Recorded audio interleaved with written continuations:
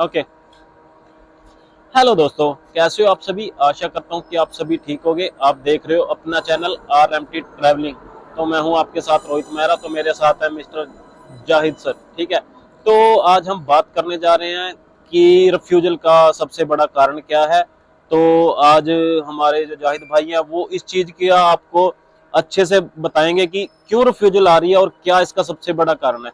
जी sir, बताएं sir, thank you refusal का जी। सबसे बड़ा कारण क्या है। Thank you very much Rohit भाई। सबसे पहले आपको बता दें, आज हम नेप्जी नाथ स्ट्रीट में बाहर ही बैठे हैं और अभी अभी थोड़ी बारिश हुई थी और मौसम बहुत ज़बरदस्त हो गया था, तो हमने सोचा चलो तो बाहर बैठ के ही बातें करते हैं। तो जहाँ तक बात है रेफ्यूजल की, इसमें बेसिकली तो बहुत ज़्यादा कोई इतना है नहीं है। जो पुराने कुछ लोग तो ऐसे हैं जिन्होंने जो पिछले साल वाले जो उनके पास कॉन्ट्रैक्ट थे, कॉन्ट्रैक्ट थे। उन कॉन्ट्रैक्ट में जो मेंशन सैलरी ऑफर होती है वो लेटर। पुराने पिछले साल की थी, क्योंकि नए साल की अभी इन्होंने सैलरी चेंज कर दी है। और वो जिसमें 2,66,800 वो है, जो मिनिमम बेस सैलरी है वो 2,66,800 कर दी इन्होंने। और कई बंदों के पास अभी तक, जो कई मालिक हैं या जो कंपनियां हैं, उनको अभी तक नए रूल्स का पता भी नहीं है। और इस वजह से उन्होंने पुराने पे ही उन्होंने लोगों को कई बंदों को कॉन्ट्रैक्ट भेज दिए और वो ऑटोमेटिक रिजेक्शन ही समझे वो। इसलिए और कुछ जो एजेंट है उनको पता नहीं है, वो भी पुराने पेपर भी पुराना और जो घर के पेपर है वो भी पुराने, ये चीजें पुरानी इस्तेमाल कर रहे हैं, उस वजह से भी उनको रिजेक्शन आ रही है जी। क्योंकि अभी जो नए रूल आए हैं, रूल के मुताबिक कुछ ऐसे पेपर हैं जो नए लग रहे हैं। ठीक है, जी जी जी। ठीक है।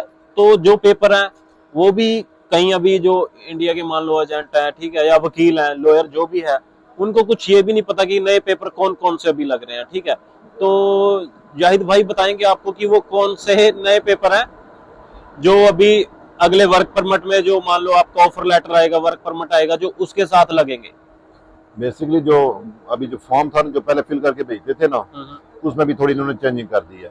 ठीक है, सैलरी में भी चेंजिंग कर दी है। और उसके अलावा जो घर का जो कॉन्ट्रैक्ट होता है यहाँ से, अच्छा, इसके अलावा एक और कॉन्ट्रैक्ट होता है जो मालिक को साइन करना पड़ता है, जो बंदे के लिए, जिसको एड्रेस कार्ड कहते हैं, एड्रेस कार्ड। इन्होंने वो भी चेंज कर दिया। ये तीनों चीजें इन्होंने चेंज कर दी हैं।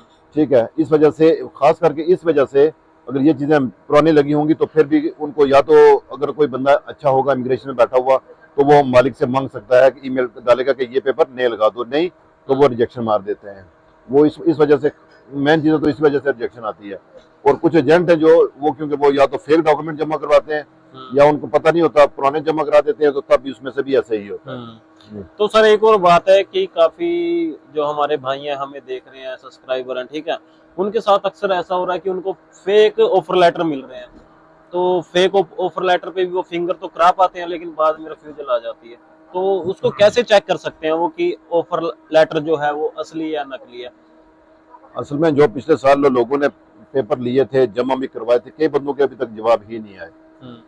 किसी को 6 महीने हो गए, किसी को साल हो गया। और कई बंदे, कल परसों बंदे ने कमेंट लिखा हुआ था जी कि मुझे किसी ने लूट लिया और मेरे पास 1 साल हो गया, मेरे पास पेपर आए हुए हैं, तो अभी मैं तो ये हो गया, बर्बाद हो गया जी। वो प्यारे भाई, जब आपके पास एक कॉन्ट्रैक्ट आ गया, आपके पास फॉर्म आ गया, मुकम्मल आ गया, तो आप इमिग्रेशन में 1.5 लाख जाके जमा करा दें। और जो कंपनियां यहाँ से बना के देती हैं पेपर, वो मैक्सिमम 1 महीने के अंदर ही जारी कर ले, वर्क परमिट जारी हो जाता है। 1 महीना, मैक्सिमम 1 महीना लगता है यहाँ से जारी होते हुए। और जो मालिक हैं वो साथ ही वो ले लेते हैं अपॉइंटमेंट भी। इस नए साल में ये एक अच्छी बात हुई है, जैसे कि पाकिस्तान से भी अगर कोई कंपनी बंदा बुला रही है, हायर कर रही है, तो कंपनी ही डायरेक्ट ईमेल डालेगी या रिक्वेस्ट डालेगी किसको, एम्बेसी को, चाहे दिल्ली में चाहे इस्लामाबाद, जहां मर्जी होगा जी, वहां डालेगी।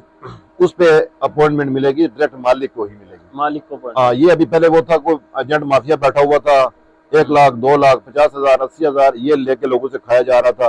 और उसमें 100% श्योर है कि एम्बेसी के बंदे भी मुलव्वस होंगे, उसके बगैर तो ये नहीं हो सकता था। बिल्कुल। तो अभी वो इन्होंने बंद कर दिया। उस वजह से अभी वो थोड़ा सा ये सिस्टम ठीक हो गया है। आगे जो भी अपॉइंटमेंट मिलेगी वो सीधी ही अपॉइंटमेंट उस बंदे को ही मिलेगी, उस कंपनी के डायरेक्ट मालिक को मिलेगी। यानी वो समझ लें कि बंदा जो जिसके नाम पे अप्लाई होगा उसी को ही समझ लें मिल जाएगी। ठीक जी जी भाई, जैसे कि आपने देखा तो जाहिद भाई ने हमें इसके बारे में इंफॉर्मेशन दी है। तो ठीक है, अब हमारा यही क्वेश्चन था जो मैंने आपको बताया कि रिजेक्शन का क्या कारण था। अच्छा रोहित भाई, एक और बात आपको बताता चलूं जी।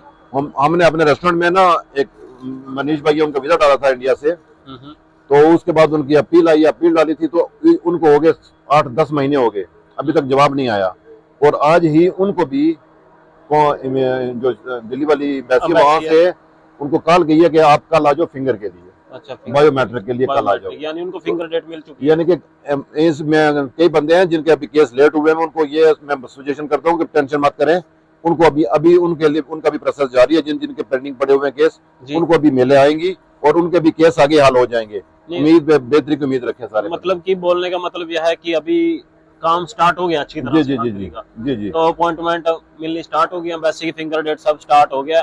तो जिनके पेंडिंग केस है, क्योंकि 2 महीने इन्होंने काम नहीं किया था, जिनके पेंडिंग अभी वो भी चल रहे हैं। तो गुजारिश ये है कि आप सब्र करें थोड़ा, सबका अपॉइंटमेंट मिलेगी सबको और सबके फिंगरप्रिंट हो गए। ठीक है, ये है। ओके, बहुत बहुत मेहरबानी जी, धन्यवाद जी। ओके।